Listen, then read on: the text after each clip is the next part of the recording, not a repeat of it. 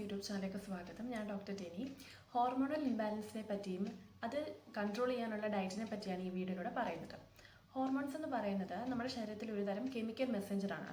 ഇത് പ്രൊഡ്യൂസ് ചെയ്യുന്നത് ഗ്ലാൻസ് ആണ്. ഗ്ലാൻസ് ഹോർമോൺസിനെ പ്രൊഡ്യൂസ് ചെയ്ത് അത് ബ്ലഡ് വഴി അതായത് ടാർഗറ്റ് ഓർഗൻസ് അല്ലെങ്കിൽ ടിഷ്യൂ ബോഡി പാർട്സിലൊക്കെ ചെന്നിട്ട് അവിടുത്തെ പ്രവർത്തനം കൺട്രോൾ ചെയ്യുകയോ സ്റ്റിമുലേറ്റ് ചെയ്യുകയോ ഒക്കെ ചെയ്യുന്നതാണ് ഹോർമോൺസിൻ്റെ ധർമ്മം.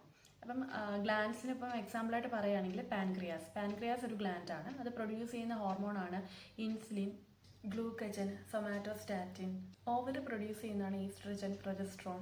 ടെസ്റ്റിസ് പ്രൊഡ്യൂസ് ചെയ്യുന്നത് ഈസ്ട്രാഡയോൾ, ആൻഡ്രജൻ. അതൊക്കെ തൈറോയ്ഡ് പ്രൊഡ്യൂസ് ചെയ്യുന്ന ഹോർമോൺസ് T3, T4, കാൽസിട്രോണിൻ. അതൊക്കെ പിന്നെ ഉണ്ട് glands, hypothalamus, pituitary, adrenal gland, പിന്നെ പാരാതൈറോയ്ഡ് ഗ്ലാൻഡ്. അങ്ങനെ ഒരുപാട് ഗ്ലാൻഡ്സ് ഈ ഹോർമോൺസിനെ പ്രൊഡ്യൂസ് ചെയ്യുന്നുണ്ട്.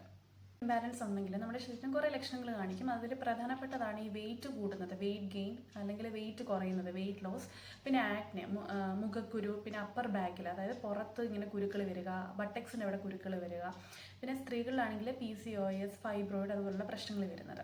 ഇനിയും സ്ത്രീകളിലും പുരുഷന്മാരിലും ഹോർമോണൽ ഇംബാലൻസ് ഉണ്ടാവുമെങ്കിലും സ്ത്രീകളിലാണ് കൂടുതലായിട്ടും ഹോർമോണൽ ഇംബാലൻസ് കണ്ടുവരുന്നത്. അത് ഈ നേരത്തെ പറഞ്ഞ PCOD, ഫൈബ്രോയിഡ് അതുപോലുള്ള പ്രശ്നങ്ങൾ ഉണ്ടാവുന്നുണ്ട്. ഇനിയും ഈ PCODയും ഫൈബ്രോയിഡും ഒന്നും അല്ലെങ്കിൽ തന്നെയും സ്ത്രീകൾ അവർ ഓരോരോ ഫേസസിലും ഈ ഹോർമോണൽ ചേഞ്ചസ് അനുഭവിക്കുന്നുണ്ട്.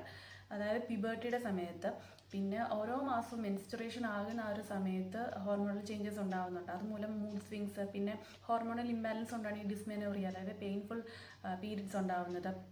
പിന്നെ ഇപ്പം പ്രഗ്നൻസിയുടെ സമയത്താണെങ്കിലും ഹോർമോണൽ ചേഞ്ചസ് ഉണ്ടാവാറുണ്ട്. ഡെലിവറി കഴിഞ്ഞിട്ട് പോസ്റ്റ്മോർട്ടം സമയത്തും ഹോർമോണൽ ചേഞ്ചസ് ഉണ്ടാവാറുണ്ട്. ഇതൊക്കെ കഴിഞ്ഞിട്ട് മെനോപോസിൻ്റെ സമയത്ത് അതായത് ആർത്തവവിരാമത്തിൻ്റെ സമയത്തും ഹോർമോണൽ ചേഞ്ചസ് ഉണ്ടാവാറുണ്ട്. ഇനി നമ്മുടെ ശരീരത്തിൽ ഹോർമോണൽ ഇംബാലൻസ് ഉണ്ടെങ്കിൽ നമുക്ക് ഡയറ്റ് വഴി, നമ്മൾ കഴിക്കുന്ന ഭക്ഷണം വഴി നമുക്ക് എങ്ങനെ അതിനെ കൺട്രോൾ ചെയ്ത് നിർത്താമെന്ന് നോക്കാം. ആദ്യം തന്നെ വെജിറ്റബിൾസ് ആണ്. കളേർഡ് ആയിട്ടുള്ള വെജിറ്റബിൾസ്, ഈ പംകിൻ, പിന്നെ നമ്മുടെ ക്യാരറ്റ് അതുപോലുള്ള വെജിറ്റബിൾസ് കഴിക്കുന്നത് നല്ലതാണ്. അതിനകത്ത് പോളിഫിനോൾ എന്ന് പറയുന്ന ഒരു ഘടകം അടങ്ങിയിട്ടുണ്ട്. അത് നമ്മുടെ ശരീരത്തിലെ ഇൻഫ്ലമേഷൻ കുറയ്ക്കും. അതുമൂലം ഹോർമോണൽ ചേഞ്ചസ് ഒക്കെ ഒരു പരിധിവരെ തടയാൻ പറ്റും. അടുത്തത് ഗ്രീൻ ലീഫി വെജിറ്റബിൾസ്, അതായത് ഇലക്കറികളാണ്. ഇലക്കറികൾ നല്ലതാണ്. അതിനകത്ത് ഏറ്റവും നല്ലതാണ് സ്പിനാച്ച് എന്ന് പറയുന്നത്. അതിനകത്ത് ധാരാളം ന്യൂട്രിയൻസ് അടങ്ങിയിട്ടുണ്ട്. പിന്നെ നമ്മുടെ ശരീരത്തിൽ ഇൻസുലിൻ്റെ ലെവലിനെ അത് കൺട്രോൾ ചെയ്യാൻ സഹായിക്കും. പിന്നെ മെറ്റബോളിക് ആക്ടിവിറ്റീസ് ഒക്കെ കൂട്ടാൻ സഹായിക്കും. പിന്നെ PCOS ഉള്ളവർക്കും തൈറോയിഡിൻ്റെ പ്രശ്നമുള്ളവർക്കും ഒക്കെ സ്പിനാച്ച് നല്ലതാണ്. പിന്നെ കിഡ്നി സ്റ്റോൺ ഉള്ളവരും പിന്നെ ഈ ബ്ലഡ് തിന്നിങ് ടാബ്ലറ്റ്സ് ഒക്കെ കഴിക്കുന്നവരും അത് ഡോക്ടറിനോട് ചോദിച്ചിട്ട് മാത്രം സ്പിനാച്ച് കഴിക്കുക. അല്ലാത്തവർക്ക് വളരെയധികം നല്ലതാണ്.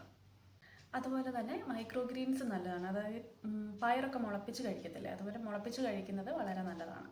അടുത്തതായിട്ടാണ് ക്രൂസിഫറസ് വെജിറ്റബിൾസ് ക്യാബേജ്, ബ്രോക്കലി, പിന്നെ റാഡിഷ്, കോളിഫ്ലവർ. ഇതൊക്കെയാണ്. ഇതിനകത്ത് ഇൻഡോൾ 3 കാർബിനോൾ എന്ന് പറയുന്നൊരു ഘടകം അടങ്ങിയിട്ടുണ്ട്. അത് ഈസ്ട്രജനെ ഡീറ്റോക്സിഫൈ ചെയ്യാൻ സഹായിക്കും. അതുമൂലം ശരീരത്തിലെ എക്സസ് ആയിട്ടുള്ള ഈസ്ട്രജനെയൊക്കെ കൺട്രോൾ ചെയ്ത് നിർത്താൻ ഇത് സഹായകമാകും. തൈറോയ്ഡ് പ്രോബ്ലംസ് ഉള്ളവർ ഈ ക്രൂസിഫറസ് വെജിറ്റബിൾസ് ക്വാണ്ടിറ്റി കുറച്ച് കുക്ക് ചെയ്ത് കഴിക്കേണ്ടതാണ്. സോയാബീൻ എന്ന് പറയുന്ന ഒരു നാച്ചുറൽ ഈസ്ട്രജനാണ്. അത് നമുക്ക് മെനോപോസിൻ്റെ ഒക്കെ സമയത്ത് കഴിച്ചാൽ ഈസ്ട്രജൻ ലെവൽ കൂട്ടാനൊക്കെ സഹായിക്കും. പിന്നെ ഉള്ളതാണ് സീഡ്സും നട്ട്സും. നട്ട്സിനകത്ത് വാൾനട്ട്, ആൽമണ്ട്, കാഷ്യൂ ഇതൊക്കെ നല്ലതാണ്. വാൾനട്ടാണ് ഏറ്റവും കൂടുതൽ നല്ലത്. പിന്നുള്ളത് സീഡ്സ് ആണ്. സീഡ്സിനകത്ത് പംകിൻ നല്ലതാണ്. പിന്നെ ക്വിൻവ എന്ന് പറയുന്ന സീഡ്, അത് ധാരാളം അമിനോ ആസിഡ്സും ധാരാളം പ്രോട്ടീൻസും ഒക്കെ അടങ്ങിയിട്ടുണ്ട്. അത് വെയിറ്റ് ലോസിനൊക്കെ സഹായിക്കും. പിന്നെ ഫ്ലാക്സ് സീഡാണ്. അതിനകത്ത് ധാരാളം omega-3 ഫാറ്റി ആസിഡ്സ് അടങ്ങിയിട്ടുണ്ട്. ആൻറ്റി ഓക്സിഡൻ്റ് ആണ്. പിന്നെ നല്ല ഫൈബർ കണ്ടൻ്റ് ഉള്ളൊരു സീഡാണ്. അതുമൂലം നമ്മളുടെ ദഹനമൊക്കെ നന്നായിട്ട് നടക്കാൻ സഹായിക്കും. അപ്പം ഫൈബറിൻ്റെ കാര്യം പറയുമ്പോൾ ഫൈബർ അടങ്ങിയ ഭക്ഷണം കഴിക്കുന്നത് നല്ലതാണ്. നമ്മൾ കഴിക്കുന്ന ഭക്ഷണം നന്നായിട്ട് ദഹിച്ചാൽ മാത്രമേ ഈ ഹോർമോണിൻ്റെ പ്രവർത്തനം അല്ലെങ്കിൽ ഹോർമോണെ ബാലൻസ് ചെയ്തൊക്കെ നിർത്താൻ പറ്റത്തുള്ളൂ. നമ്മുടെ ഡൈജസ്റ്റീവ് സിസ്റ്റവും ഈ ഹോർമോണും ഒക്കെ തമ്മിൽ റിലേറ്റഡ് ആണ്. അപ്പം അങ്ങനെ ദഹനമൊക്കെ നന്നായിട്ട് നടക്കുമ്പോൾ നമ്മുടെ ശരീരത്തിൽ ഈസ്ട്രജനെയൊക്കെ നല്ല രീതിയിൽ ഡീറ്റോക്സിഫൈ ചെയ്ത് കളയാനൊക്കെ ഇത് സഹായിക്കും. പിന്നെ ഫ്രൂട്ട്സ് ഒക്കെ നന്നായിട്ട് കഴിക്കാം. ഫ്രൂട്ട്സിനകത്ത് നമ്മൾ ഈ കളേർഡ് ആയിട്ടുള്ള ഫ്രൂട്ട്സ്, ചെറി, ബ്ലൂബെറി, പിന്നെ മാംഗോ, അതൊക്കെ കഴിക്കാം. പിന്നെ അതിലാണ് അവക്കാഡോ എന്ന് പറയുന്ന ഫ്രൂട്ട്. അത് വളരെയധികം നല്ലതാണ്. ഈ PCODയും ഫൈബ്രോയിഡും ഒക്കെ ഉള്ളവർക്ക് വളരെയധികം നല്ലൊരു ഫ്രൂട്ടാണ്. അതിനകത്ത് ധാരാളം നല്ല ഫാറ്റ് അടങ്ങിയിട്ടുണ്ട്. ആൻറ്റി ഓക്സിഡൻ്റ് ആണ്. പിന്നെ ഫൈബർ കണ്ടൻറ്റും ധാരാളമുണ്ട്. ഗ്രീൻ ടീ കുടിക്കുന്നത് നല്ലതാണ്. ഗ്രീൻ ടീ നമ്മുടെ മെറ്റബോളിസത്തിനെയൊക്കെ ബൂസ്റ്റ് ചെയ്യാൻ സഹായിക്കും. കോക്കനട്ട് ഓയിൽ നല്ലതാണ്. അതിനകത്ത് ഹെൽത്തി ഫാറ്റ്സ് അടങ്ങിയിട്ടുണ്ട്. അതുപോലെ തന്നെ നമ്മുടെ ശരീരത്തിൽ ഇൻസുലിനെ ബാലൻസ് ചെയ്ത് നിർത്താൻ സഹായിക്കുന്നു. അപ്പം നേരത്തെ പറഞ്ഞ ദഹനം നന്നായിട്ട് നടക്കേണ്ട ഒരു ആവശ്യകതയെ പറ്റി പറഞ്ഞല്ലോ. ദഹനം നന്നായിട്ട് നടക്കണം. നമുക്ക് ആപ്പിൾ സിഡർ വിനെഗർ ആഴ്ചയിൽ 1, 2, 3 ദിവസമൊക്കെ കഴിക്കാൻ പറ്റും. അത് 1 ഗ്ലാസ് വെള്ളത്തിൽ 1 ടീസ്പൂൺ ആപ്പിൾ സിഡർ വിനെഗർ കുടിക്കുന്നത് നല്ലതാണ്.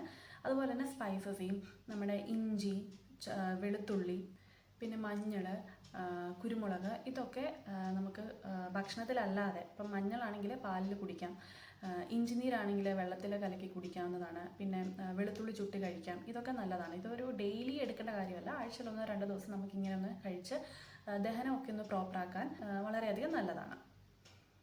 ഹോർമോണൽ ഇംബാലൻസിന് പറ്റുന്ന ഡയറ്റും കാര്യങ്ങളും എല്ലാവർക്കും ഉപകാരപ്പെട്ടു എന്ന് വിശ്വസിക്കുന്നു. ഇതെല്ലാം നമ്മൾ ട്രൈ ചെയ്യേണ്ടതാണ്. വീഡിയോ ഇഷ്ടപ്പെട്ടെങ്കിൽ മറ്റുള്ളവരിലേക്ക് വീഡിയോ ഷെയർ ചെയ്ത് കൊടുക്കുക. ചാനൽ സബ്സ്ക്രൈബ് ചെയ്യുക. എല്ലാവരും സന്തോഷത്തോടെ ആരോഗ്യത്തോടെ ഇരിക്കുക. Thank you so much.